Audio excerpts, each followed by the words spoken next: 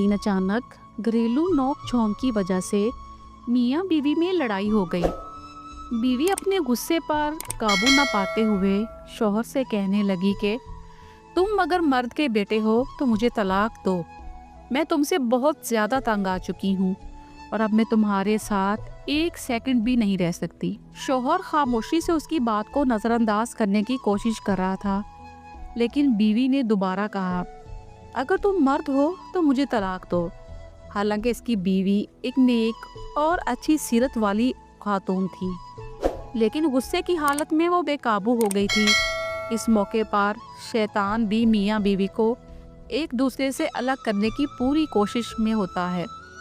बीवी का गुस्सा बढ़ता गया और आखिरकार उसने कहा, अगर तुम मर्द हो तो जल्दी तलाक दो, मुझे अभी फ़ौरन तुम्हारा जवाब चाहिए।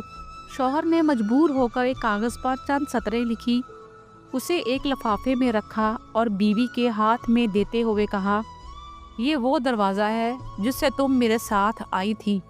आज मैंने साबित कर दिया कि मैं मर्द हूँ, अब तुम अपने मायके जा सकती हो। बीवी ने अपना सामान उठाया और अपने मायके चली गई।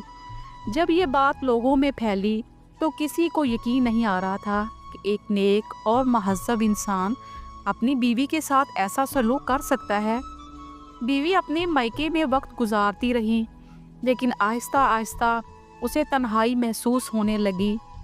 एक दिन उसने अपने शौहर को फ़ोन किया और रोने लगी, तुम मेरे सब कुछ हो, मैं तुम्हारे बगैर नहीं रह सकती, तुम मेरी दुनिया हो, तुम मेरी ज़िंदगी थे।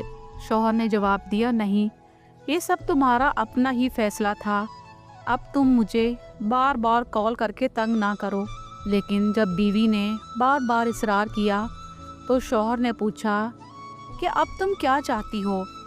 बीवी ने कहा, मानती हूँ कि मैं गलत थी, तुम मर्द हो, लेकिन मैं अपनी कम अक्ली की वजह से ऐसा कर लिया, अब मैं शर्मिंदा हूँ।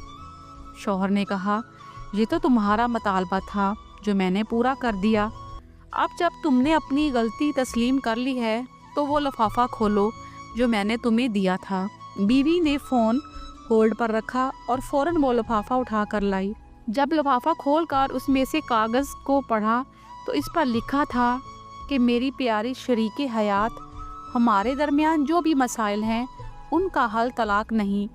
अगर आसमान ज़मीन पर आ जाए तब भी मैं तुम्हें तलाक नहीं दूंगा।